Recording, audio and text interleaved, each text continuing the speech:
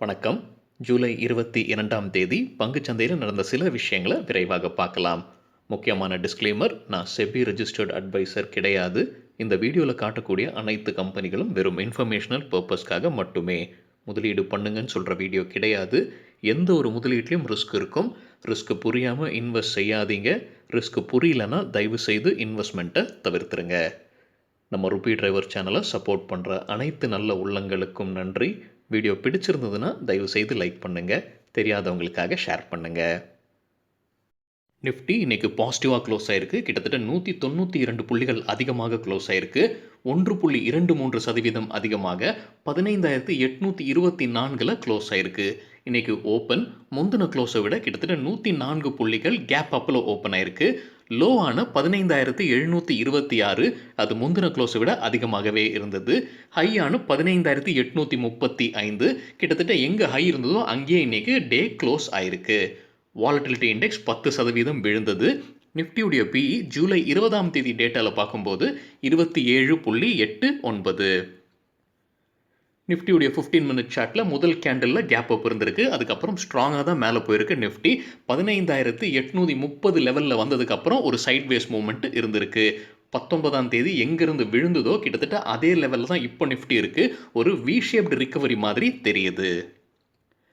Sector wise பெர்ஃபார்மன்ஸில் அனைத்து செக்டரும் க்ரீனில் close ஆயிருக்கு. மெட்டல் செக்டர் அதிகபட்சமாக 3% அதிகரித்தது. IT sector 1.8, reality sector 1.8, media sector 1.5, financial services 1.3, PSU bank 1%, private sector bank 0.9%, bank 0.8%, pharma 0.7%, auto sector 0.13%, FMCG ஃப்ளாட்டாக இருந்தது. நிஃப்டியில் டாப் 5 கெய்னர்ஸ். ஜேஎஸ்டபிள்யூ ஸ்டீல் 6% அதிகரித்தது. Tech Mahindra 5.5%, Bajaj Finance 4%, Bharti Airtel 4%, Tata Steel 3.6% அதிகரித்தது.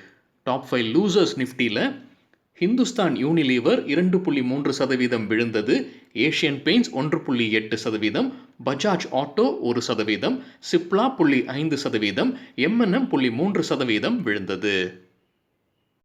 சில இண்டிவிஜுவல் ஸ்டாக்ஸ் மற்றும் செய்திகள் விரைவாக பார்க்கலாம். பிபிசிஎல் குறித்து மணி கண்ட்ரோலில் ஒரு செய்தி வந்திருக்கு. நமக்கு முன்னவே தெரியும், அரசாங்கம் அவங்க கையில் இருக்கிற ஷேர்ஸை விற்பனை செய்ய போகிறாங்க, தனியார் மயப்படுத்த போகிறாங்க பிபிசிஎல்ல. இப்போ என்ன செய்தினா, அரசாங்கம் 100% FDI foreign direct investment allow செய்ய போகிறாங்க பிபிசிஎல்ல அப்படின்றதான் செய்தி வந்திருக்கு. அதிகாரப்பூர்வ அறிவிப்பு அரசுகிட்ட இருந்து இன்னும் வரல. இது இன்னைக்குள்ளார அதிகாரப்பூர்வ அறிவிப்பு வரும்னு அந்த செய்தியில் சொல்லியிருக்காங்க. இன்ட்ராடேல 2% அதிகரித்தது பிபிசிஎல் கம்பெனியுடைய ஷேர் பிரைஸ்.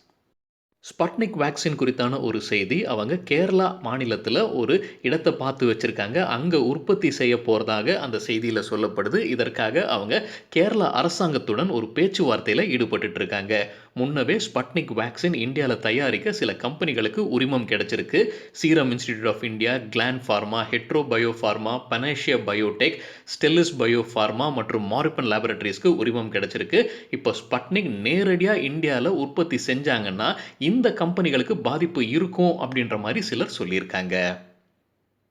ஜொமேட்டோ ஐபிஓவுடைய அலோகேஷன் இன்னைக்கு வியாழக்கிழமை நடைபெறும்னு எதிர்பார்க்கப்படுது.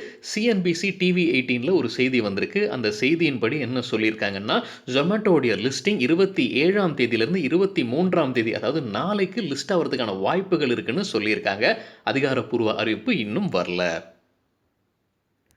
Som distilleries and breweries company தரப்பு ஒரு அப்டேட் இருக்குது. கம்பெனி ஃபண்ட் ரைஸ் பண்ணுறதுக்கான ஒப்புதல் வாங்கியிருக்காங்க அவங்க போர்டு கிட்ட இருந்து. ரைட்ஸ் இஷ்யூ வழியாக ஒரு ஷேர் கொடுக்குறாங்க. 13 ஷேர் வச்சுருந்தா ரைட்ஸ் இஷ்யூ வழியாக. ரைட்ஸ் இஷ்யூனா என்ன அப்படின்னு நம்ம வேறொரு வீடியோவில் டீட்டெயில்டாக பேசியிருக்கோம். ஒரு கம்பெனி ரைட்ஸ் இஷ்யூ அறிவித்தா பப்ளிக் ஷேர் ஹோல்டர்ஸ் அதை எப்படி அணுகலாம் அப்படின்ற மாதிரி நம்ம அந்த வீடியோவில் பேசியிருக்கோம் எடுத்துக்காட்டுடன்.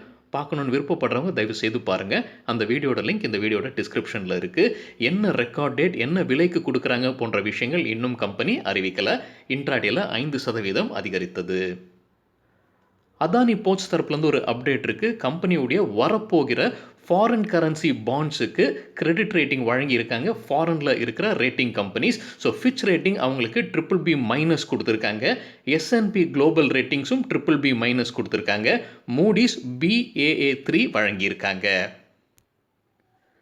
சுகன்யா சம்ருதி அக்கவுண்ட் குறித்து மத்திய அரசாங்கம் ஒரு டேட்டா வெளியிட்டிருக்காங்க. சுகன்யா சம்ருதி அக்கவுண்ட்ன்றது நம்ம பொன்மகள் சேமிப்பு திட்டம். ஸோ அந்த டேட்டாவின்படி உத்தரப்பிரதேஷ் மாநிலத்தில தான் அதிகமான அக்கவுண்ட்ஸ் ஓப்பன் செய்யப்பட்டிருக்கு. 4.15 லட்சம் அக்கவுண்ட்ஸ் ஃபினான்ஷியல் இயர் 2021க்கு ஓப்பன் செய்யப்பட்டிருக்குன்னு அறிவிச்சிருக்காங்க. உத்தரப்பிரதேஷை தொடர்ந்து கர்நாடகா மற்றும் ராஜஸ்தான் வந்து அதிகமாக அக்கவுண்ட்ஸ் ஓப்பன் செஞ்சிருக்காங்க. சுகன்யா சம்ருதி திட்டத்தை பற்றி நம்ம வேறொரு வீடியோவில் டீட்டெயில்டாக பேசியிருக்கோம். அந்த வீடியோட லிங்க்கும் இந்த வீடியோட டிஸ்கிரிப்ஷனில் இருக்குது. பார்க்கணுன்னு விருப்பப்படுறவங்க தயவு செய்து பாருங்கள். இருக்கிறதுலே மன்னிக்கவும், அரசு கொடுக்கக்கூடிய வட்டியிலேயே அதிக வட்டி கிடைக்கிறது சுகன்யா சம்ருதி திட்டத்துக்கு தான். All cargo logistics limited company தரப்புலேருந்து ஒரு அப்டேட் இருக்குது. கம்பெனி மறுபடியும் டீலிஸ்டிங்க்கு அப்ளை செய்கிறாங்க. ஏன் மறுபடியும்னா, அவங்க ஆகஸ்ட் 24, 2020 அவங்க டீலிஸ்டிங் கொண்டு வந்தாங்க. ஆனால் அதை கண்டினியூ செய்யலை, காலதாமதம் ஆயிடுச்சு. ஸோ அப்படியே விட்டுட்டாங்க. இப்போ மறுபடியும் டீலிஸ்டிங் பண்ணுறதுக்கான ஒரு முயற்சியில் ஈடுபடுறாங்க கம்பெனி. ஸோ இன்றைக்கி இன்ட்ராடேயில் 9% அதிகரித்தது. நம்ம வேறொரு வீடியோவில் டீலிஸ்டிங்னா என்ன, டீலிஸ்டிங் செய்கிற நேரத்தில் அந்த ஷேர் ப்ரைஸ் எப்படி ஃப்ளக்சுவேட் ஆகுது அப்படின்ற மாதிரி ஒரு வீடியோ பண்ணியிருக்கோம். அந்த வீடியோட லிங்க்கும் இந்த வீடியோட டிஸ்கிரிப்ஷனில் இருக்குது. பார்க்கணுன்னு விருப்பப்படுறவங்க தயவு செய்து பாருங்கள். என் கண்ணுக்கு தென்பட்டு ஒரு பேட்டர்ன் ஃபார்மேஷன் ஒரு 3 கம்பெனி எடுத்துக்காட்டுடன் அந்த வீடியோவில் பேசியிருக்கோம். சியாட் அவங்களுடைய குவார்ட்டர்லி ரிசல்ட் வெளியிட்டிருக்காங்க. அதன்படி ரெவென்யூ குவார்ட்டர் ஆன் குவார்ட்டர் 17% விழுந்திருக்கு. ரெவென்யூ இயர் ஆன் இயர் 70% அதிகரிச்சிருக்கு. ப்ராஃபிட் குவார்ட்டர் ஆன் குவார்ட்டர் 86% விழுந்திருக்கு. போன வருடம் இதே குவார்ட்டரில் கம்பெனி நஷ்டத்தில் இருந்திருக்காங்க. குவார்ட்டர் ஆன் குவார்ட்டர்ன்றது இந்த குவார்ட்டருடன் போன குவார்ட்டரை கம்பேர் செய்கிறது. இயர் ஆன் இயர்ன்றது இந்த குவார்ட்டருடன் போன வருடம் இதே குவார்ட்டரை கம்பேர் செய்கிறது. HCL டெக்னாலஜிஸ் குறித்து மணி கண்ட்ரோலில் ஒரு செய்தி வந்திருக்கு. என்ன செய்தின்னு பார்க்கும்போது, கம்பெனி வந்து அவங்களுடைய ஊழியர்களுக்கு மெர்சிடஸ் பென்ஸ் வழங்குறதுக்கான ஒரு யோசனையில் இருக்காங்க. டாப் பர்ஃபார்மிங் ஊழியர்களுக்கு இந்த மெர்சிடஸ் பென்ஸ் வழங்கலாம் அப்படின்ற மாதிரி ஒரு எண்ணத்தில் இருக்காங்க. இது அவங்களுடைய போர்டுக்கு அவங்க சப்மிட் செஞ்சுருக்காங்க. இன்னும் போர்டு அப்ரூவல் கொடுக்கல, இன்னும் வெயிட்டிங்கில் இருக்காங்க. இது ஷேர் ஹோல்டர்ஸ் இதுக்கு எப்படி ரெஸ்பாண்ட் பண்ணுவாங்க அப்படின்றதும் ஒரு கேள்வி இருக்குது. Allied digital services limited company தரப்புலேருந்து ஒரு அப்டேட் இருக்குது. கம்பெனிக்கு யூஎஸ்ஏல இருக்கிற லோன் ஒன்று தள்ளுபடி செஞ்சுருக்காங்க அங்கே இருக்கிற அரசாங்கம். ஸோ அவங்க அளித்த இன்னைக்கு ப்ரெஸ் ரிலீஸில் பார்க்கும்போது $32.19 லட்சம் டாலர்ஸ்க்கான லோன் தள்ளுபடி செய்யப்பட்டிருக்கு கொரோனா காரணமாக. கேபிட்டல் ட்ரஸ்ட் தரப்புலேருந்து ஒரு அப்டேட் இருக்குது. NBFC கம்பெனியான கேபிட்டல் ட்ரஸ்ட் வேறு சில கம்பெனிகளுடன் டைஅப்பில் இறங்குறாங்க. எந்தெந்த கம்பெனி அப்படின்ற மாதிரி அவங்க சொல்லிங்க. ஸோ இது வழியாக கம்பெனிக்கு ஃபண்டிங் கிடைக்கும்னு எதிர்பார்க்கப்படுது. இன்ட்ராடேயில் 3.4% அதிகரித்தது கம்பெனியுடைய share price. Tata Consultancy Services தரப்புலேருந்து ஒரு அப்டேட் இருக்குது. கம்பெனிக்கு ஒரு புது ப்ராஜெக்ட் அல்லது ஆர்டர் கிடச்சிருக்கு அப்படின்றது தான் என்னுடைய புரிதல். டச் ஓப்பன் கால்ஃப் டோர்னமெண்ட்டில் அவங்களுடைய டிஜிட்டல் எக்ஸ்பர்டைஸை கொண்டு வராங்க. ஸோ பார்வையாளர்களுக்கு இது ஒரு பயனளிக்கிற விஷயமா இருக்குன்னு கம்பெனி தரப்புலேருந்து சொல்லியிருக்காங்க. அவந்தல் லிமிடெட் கம்பெனி தரப்புலேருந்து ஒரு அப்டேட் இருக்குது. கம்பெனிக்கு 8.88 கோடி ரூபாய் மதிப்பிற்கான ஒரு ஆர்டர் கிடச்சிருக்கு பாரத் எலக்ட்ரானிக்ஸ் லிமிடெட் கிட்டேருந்து. இன்ட்ராடேயில் 8% அதிகரித்தது கம்பெனியுடைய ஷேர் ப்ரைஸ். வோகாட் ஃபார்மா அவங்களுடைய குவார்ட்டர்லி ரிசல்ட்டை வெளியிட்டிருக்காங்க. இன்றைக்கி இன்ட்ராடேயில் கிட்டத்தட்ட 5% அதிகரித்தது கம்பெனியுடைய ஷேர் ப்ரைஸ். ரிசல்ட் ரியாக்ஷனாக கூட இருக்கலாம். ரிசல்ட்டின் படி ரெவென்யூ குவார்ட்டர் ஆன் குவார்ட்டர் 36% அதிகரிச்சிருக்கு. ரெவென்யூ இயர் ஆன் இயர் 44% அதிகரிச்சிருக்கு. கம்பெனி ஆனால் இந்த குவார்ட்டரில் நஷ்டத்தில் இருந்திருக்காங்க. அவங்களுடைய நஷ்டம் 6.6 கோடி ரூபாய். போன குவார்ட்டரில் 178 கோடி ரூபாய் நஷ்டத்தில் இருந்திருக்காங்க. போன வருடம் இதே குவார்ட்டரில் 193 கோடி ரூபாய் நஷ்டத்தில் இருந்திருக்காங்க. ஸோ நஷ்டத்தை குறைச்சிக்கிட்டே வராங்க அப்படின்றது நம்ம புரிஞ்சுக்கலாம்.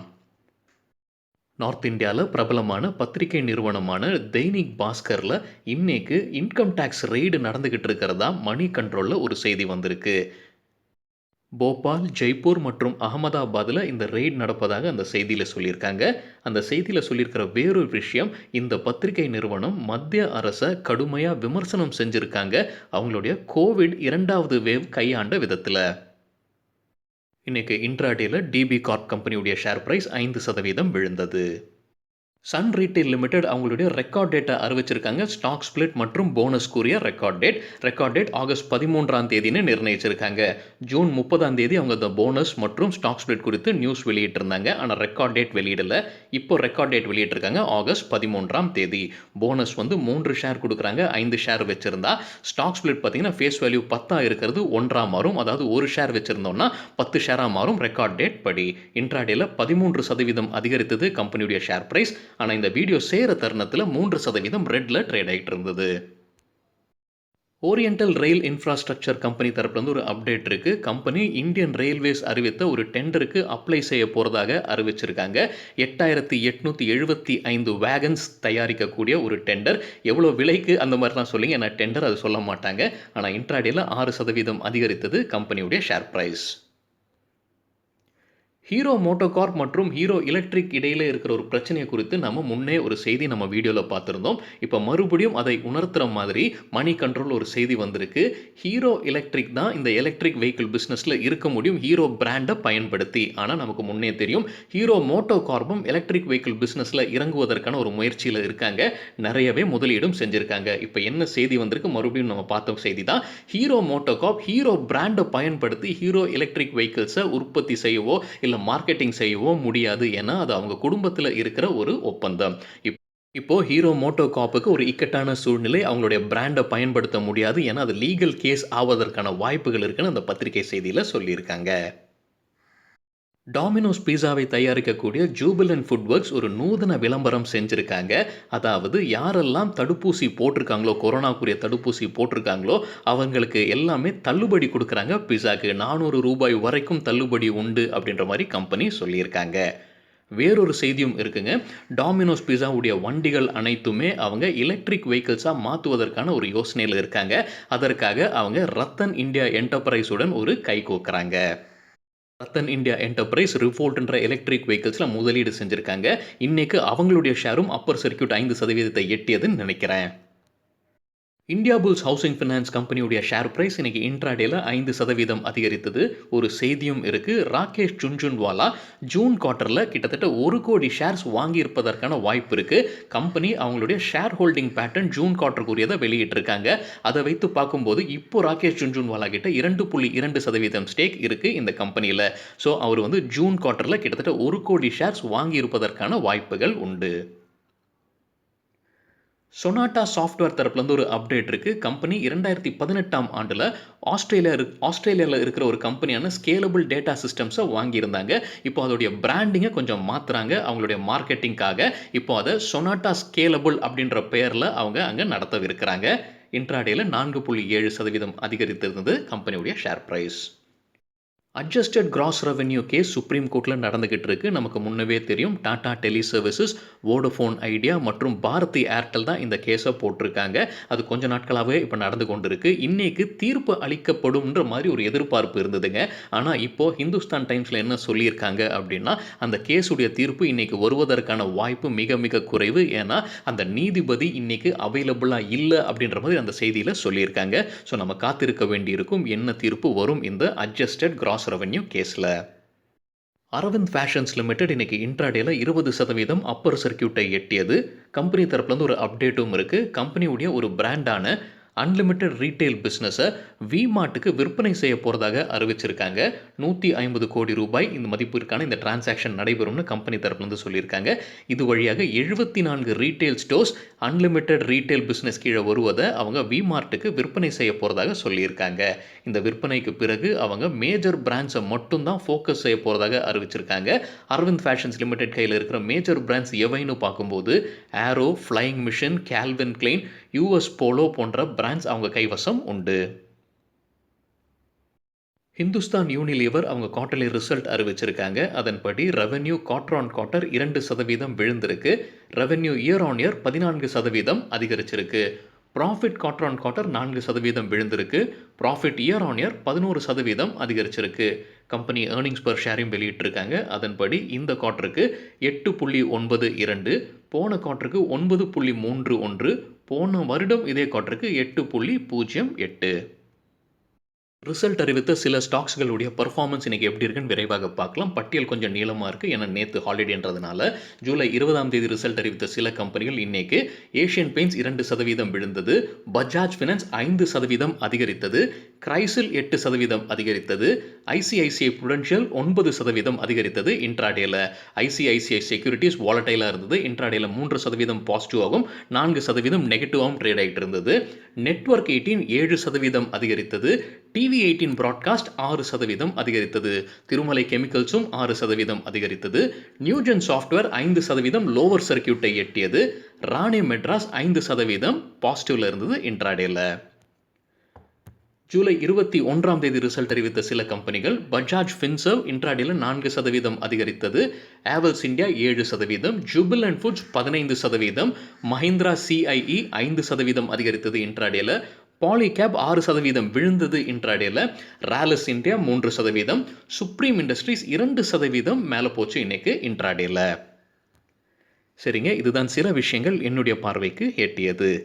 நன்றி, வணக்கம்.